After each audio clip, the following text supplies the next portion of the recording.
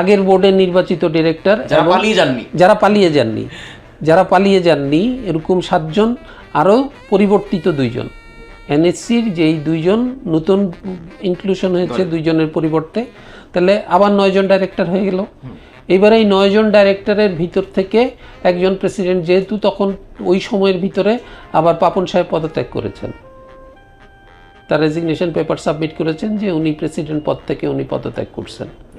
তাহলে পদত্যাগ করলে তাহলে একজন প্রেসিডেন্ট লাগবে, তাহলে সেই প্রেসিডেন্ট এবং ভাইস প্রেসিডেন্ট, ভাইস প্রেসিডেন্ট দুজনেই তখন পদত্যাগ করছে। তাহলে একজন ভাইস প্রেসিডেন্ট এবং প্রেসিডেন্ট নিয়োগের জন্য তখন আবার একটা নির্বাচন কমিশন করে এদের ভিতর থেকে ফারুক সাহেবকে নমিনেশন দেয়া হলো। ফারুক সাহেব প্রেসিডেন্ট হওয়ার জন্য করলেন এবং ফারুক সাহেবকে তখন বাকি যে এই ডাইরেক্টররা ছিলেন, যে 9 জন ডাইরেক্টরের ভিতরে বাকি 8 জন তাকে ভোট দিয়ে প্রেসিডেন্ট নির্বাচন করছে। মানে নির্বাচন প্রক্রিয়ায় কোনো ব্যাঘাত ঘটে নাই, আইসিসির প্রক্রিয়ায় কোনো ব্যাঘাত ঘটে নাই, এনএসসির প্রক্রিয়ায় কোনো ব্যাঘাত ঘটে নাই। ফারুক সাহেব নির্বাচিত একজন প্রেসিডেন্ট হয়ে গেল। একটু পজ করি। তার মানে ফারুক আহমেদ যখন ইন্টারনের সময় প্রথম যখন নাজমুল পাপনের ভোট চলে যায়, সেই সময় তিনি আসলে সেখানে রিপ্লেস হয়ে এবং প্রেসিডেন্ট হন। এবং অ্যাকর্ডিং টু নাজমুল ভাই তিনি বলছেন যে ফারুক আহমেদ যে বিসিবি প্রেসিডেন্ট হয়েছে এক্ষেত্রে কোনো নিয়মের ব্যাঘাত হয়নি। সাধারণ জনগণ এবং কিছু মানুষ বা কিছু গোষ্ঠী আছে যারা এটা বলে যে সেক্ষেত্রে তো ফারুক ভাইকে সরিয়ে বুলবুল ভাইয়ের আশাটাও অবৈধ। এটা নিয়ে এবার একটু ক্লিয়ার করে। এখন বুলবুল ভাইয়ের আশা অবৈধ কিভাবে হবে? কারণ হচ্ছে যে ফারুক ভাইও তো সেই এনএসসির কোটায় আসা, এনএসসির কোটায় যেই আসবে তাকে সবসময় এনএসসির কথা মতোই চলতে হবে। এনএসসি কাউকে একজনকে যদি নিয়োগ দেয় তাহলে তার নিয়োগ বাতিল করার ক্ষমতা এনএসসির আছে। তাহলে এনএসসি ফারুক ভাইকে নিয়োগ দিয়েছিল, আবার এক সময় এনএসসি ফারুক ভাইয়ের নিয়োগ বাতিল করছে। এনএসসি যদি ফারুক ভাইয়ের নিয়োগ বাতিল করে থাকে তাহলে তো ফারুক ভাইয়ের ডাইরেক্টরশিপ তখন আর থাকে না। যদিও ফারুক ভাই বলছে যে ফারুক ভাই পদত্যাগ করে নাই, কিন্তু একইভাবে ববি ভাইয়ের মতো তখন ফারুক ভাইকেও তারা এনএসসি তাদের ক্ষমতা বলে তারা অপসারণ করছে। অপসারণ করে আবার ফারুক ভাইকে যেভাবে তারা নিয়োগ দিয়েছিল একইভাবে তারা বুলবুল ভাইকে নিয়োগ দিয়েছে একদম ফারুক ভাইয়ের জায়গায়। আবার সেই একইভাবে ফারুক ভাই যেহেতু প্রেসিডেন্ট ছিলেন, এখন আবার প্রেসিডেন্ট শূন্য বোর্ড। ফারুক ভাই চলে যাওয়ার পরে বুলবুল ভাই ফারুক ভাইকে রিপ্লেস করেছে এনএসসি কোটায়, কিন্তু বোর্ড প্রেসিডেন্ট শূন্য, প্রেসিডেন্ট নাই। তাহলে আবার আরেকজন প্রেসিডেন্ট নির্বাচনের ব্যবস্থা দরকার। সেম সাইকেলটা আবার আসছে এবং এক্সিস্টিং যে সমস্ত ডাইরেক্টর ছিল তারা ভোট দিয়ে আবার বুলবুল ভাইকে প্রেসিডেন্ট নির্বাচিত করছে। অতএব বুলবুল ভাইও নির্বাচিত প্রেসিডেন্ট। এই জায়গায় নিয়মের কোনো ব্যত্যয় ঘটে নাই। ফারুক ভাই নির্বাচিত প্রেসিডেন্ট, কোনো রুলস ভাঙেনি অ্যাকর্ডিং টু স্পোর্টসে যেই নিয়মগুলো থাকে, আমি BCB, ICC, ACC whatever, সেটা ফারুক ভাইয়ের ক্ষেত্রেও এক এবং বুলবুল ভাইয়ের ক্ষেত্রেও এক। তারা আসলে এই বিষয়টা ভাঙেনি, না দুটাই একদম ঠিকঠাক। হ্যাঁ, যেহেতু এই কমিটিটাই যেহেতু ভাঙেনি, যদি এই কমিটিটা ভেঙে সরকার তার নিজের ইচ্ছা মতো অ্যাডহক কমিটির মতো কোনো একটা কমিটি নিয়োগ দিত, অথবা কমিটি না ভেঙেও সরাসরি যদি বলে দিত যে আজকে থেকে সরকার তার নিজস্ব ডিক্রি বলে, নিজস্ব ক্ষমতা বলে, সে যদি বলে দিত যে আমি এই ফারুক আহমেদকে আজকে থেকে আমি প্রেসিডেন্ট নিয়োগ দিলাম, অথবা ফারুক ভাইকে সরায় দিয়ে বলতো বুলবুল ভাইকে আমি এই প্রেসিডেন্ট নিয়োগ দিলাম, তাহলে সেটাও তো অবৈধ। ভাই এখানে একটা প্রশ্ন আছে, সেটা হচ্ছে এনএসসির ভাষ্যমতে যে তারা এখন যখন তামিম ইকবালের বোর্ডটা আসলো তখন বললো যে বুলবুল ভাইয়ের বোর্ডের ওই নির্বাচন খুব একটা বৈধ ছিল না। এটা কি বিএনপি সরকার আসার পরে তাদের এই মন্তব্য পরিবর্তন হলো? যদি এটা হয় তাহলে আগে যে নির্বাচনটা হয়েছে সেটা তো তাহলে ক্লিয়ার। তাহলে এনএসসির অবস্থানটা কি রাজনৈতিকভাবে পরিবর্তন হয়? অবশ্যই পরিবর্তন হয়েছে। তার কারণ হচ্ছে যে আমাদের সময়ে আমরা যেই নির্বাচনের মাধ্যমে আমাদের বোর্ডটা তৈরি হয়েছে, সেই নির্বাচন কমিশনটাও তো এনএসসি গঠন করা। সেই নির্বাচন কমিশনে এনএসসি সেক্রেটারি একজন কমিশনার ছিল। সেই নির্বাচন কমিশনে একজন সুপ্রিম কোর্টের আইনজীবী ছিল, সেই নির্বাচন বোর্ডে নির্বাচন কমিশনে সিআইডির হেড হিসাবে যিনি ছিলেন তিনি একজন নির্বাচন কমিশনার হিসাবে ছিলেন। তো অতএব এই একটা নির্বাচন এনএসসির প্রত্যক্ষ তত্ত্বাবধানে একটা যে নির্বাচন কমিশন গঠন হয়েছে, সেই নির্বাচন কমিশন এনএসসির কর্মকর্তা সেক্রেটারির মাধ্যমে সচিবের উপস্থিতিতে যে নির্বাচনটা পরিচালিত হয়েছে, সেটা যদি তখন অবৈধ না হয়ে থাকে, পরবর্তীতে সেই এনএসসি আবার আরেকটা ইয়ের মাধ্যমে সেটাকে অবৈধ ঘোষণা করলে তাহলে এনএসসি নিজেই অবৈধ, এনএসসির কার্যকলাপই অবৈধ। তার কারণ হচ্ছে যে ওদের আজকের কাজকে ওরা বৈধ বলতেছে, পরের কাজকে পরের দিন এসে আবার আজকেরটাকে বলতেছে এটা অবৈধ, আবার আজকে থেকে এটাকে আবার পরে আরেকটাকে বলতেছে ওইটা বৈধ। তাহলে ওরা কোনটাকে বৈধ বলবে কোনটাকে অবৈধ বলবে সেটা তো ওরা ওদের নিজস্ব মানে কথার জোর দিয়ে বলতেছে, আইন কানুন মেনে বলতেছে না। সেক্ষেত্রে একটা প্রশ্ন আসে যে এই যে বর্তমানে তামিম ইকবালের বোর্ড, তার বোর্ডের অ্যাডক কমিটি, আমি যতটুকু শুনতে পেরেছি যে অ্যাডক কমিটি নাকি পরবর্তীতে নির্বাচন করতে পারে না। সেক্ষেত্রে তামিম ইকবালের এই যে ক্ষমতার প্রভাবে বিসিবিতে আসা, এই আসার জার্নি কি 3 মাসই?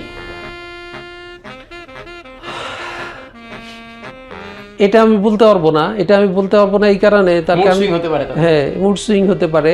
তাছাড়া তামিম ইকবাল একটা কথা সে প্রথম দিনই এসে বলছে যে সে নির্বাচন করবে। তার কারণ হচ্ছে যে আগে যে অ্যাডহক কমিটি ছিল সেই অ্যাডহক কমিটির যারা সদস্য ছিল তারাও নির্বাচন করেছিল। এই পয়েন্টটা একটু খোলাসা করে বলুন। তারাও নির্বাচন করেছিল। নর্মালি অ্যাডহক কমিটিতে যারা থাকে তাদের নির্বাচন করতে পারার কথা না, এটা আমিও জানি, তারা নির্বাচন করতে পারার কথা না। কিন্তু প্রেসিডেন্স আগের অ্যাডহক কমিটি যেহেতু নির্বাচনে অংশগ্রহণ করতে পেরেছে, সেই হিসাবে তামিম ইকবাল বলছে আমিও পারবো। এখন এটা পারবে কি পারবে না, কি করবে না করবে আমি, কিন্তু অ্যাডহক কমিটির যে বেসিক স্ট্রাকচার এবং অ্যাডহক কমিটির কাজ হচ্ছে আমাকে দায়িত্ব দেওয়া হয়েছে একটা নির্বাচন করে নির্বাচিত সরকারের হাতে বা নির্বাচিত কমিটির হাতে দায়িত্ব বুঝাই দিয়ে চলে যাওয়া।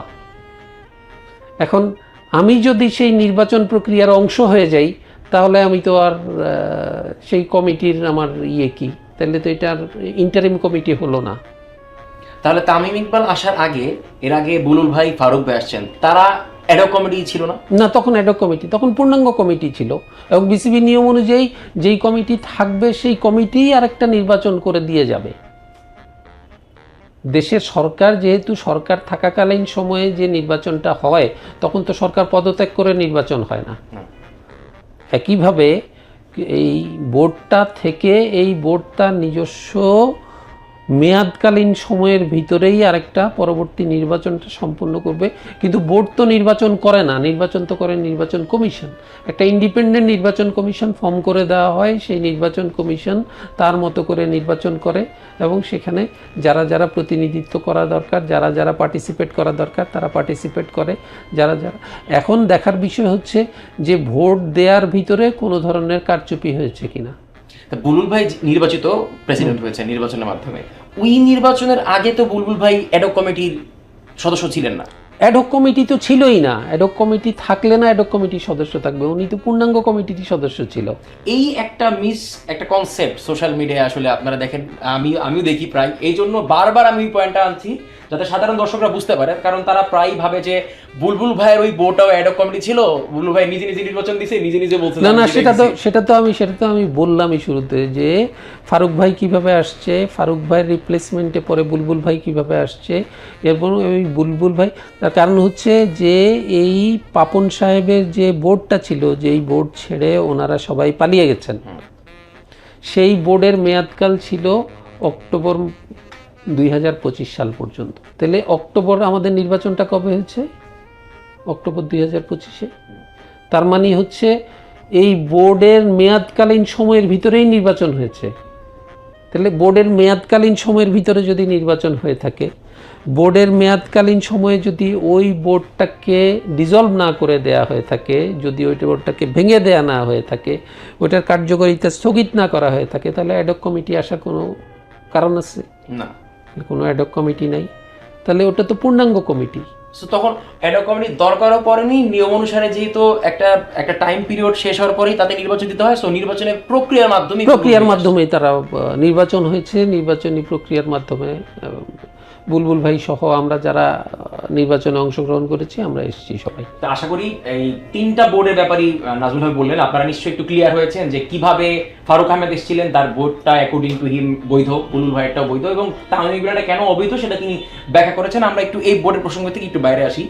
রিসেন্টলি কিন্তু তামিম ইকবালের এই বোর্ড অনেকগুলো কাজ করছে যেগুলো খুবই পজিটিভ, হাইলাইটেড। এখন শুধু তো নেগেটিভ আলোচনা করলেই হবে না, সেক্ষেত্রে অনেক পজিটিভ কাজ হচ্ছে। এখন আপনার কি মনে হয় এগুলো নির্বাচনের আগে প্রচারণা? দুই একটা বলেন কি কি পজিটিভ। আমরা দেখলাম যে তিনি ক্যাপ্টেন্স কার্ড নিয়ে আসছেন, সাবেক অধিনায়কদেরকে কার্ড দিচ্ছেন, ক্যাপ্টেন্স কার্ড। এরপর হচ্ছে বাংলাদেশ দল এখন টিম বাস নিয়ে, এটা নিয়ে অনেক সোশ্যাল মিডিয়ায় হাইপ হয়ে গেছে, টিম বাসের ব্যবস্থা তিনি করবেন বলে আশ্বস্ত করেছেন। খাবারের দাম নিয়ে তাই অনেকগুলো ইনিশিয়েটিভ নিয়েছেন, তো এরকম আরো অনেক ইনিশিয়েটিভ হয়তো। আচ্ছা, এবার একটা একটা করে আসি। ক্যাপ্টেন্স কার্ড মানে সুবিধা শুধু ক্যাপ্টেনরাই পাবে, আর যারা খেলোয়াড় ছিল তারা পাবে না? আর তো খালি একজন ক্যাপ্টেন কার্ডকে দিয়ে আমি একটা হাইপ তৈরি করলাম। এই হাইপটা তৈরি করলে কি হবে?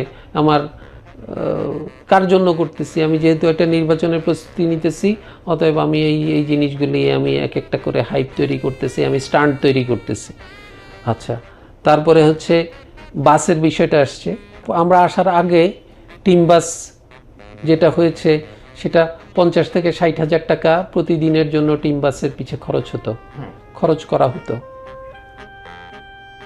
আমি এবং আমার কিছু কলিগদের মাধ্যমে সেটাকে আমরা 35,000 টাকায় নামিয়ে এনেছি। আপনি আসার আগে আমাদের বাংলাদেশ ক্রিকেট দলের জন্য যে বাসের খরচ হতো ম্যাচ চলাকালীন সময়ে কথা বলছি, তখন 60,000-এর মতো খরচ হতো। আপনারা সেটা 60, 65, 55 থেকে 65,000 টাকার মতো, 15 থেকে 65, সেটাকে আপনারা 35,000-এ নামিয়ে নিয়ে আসছেন। 35,000-এ নামিয়ে এনেছি।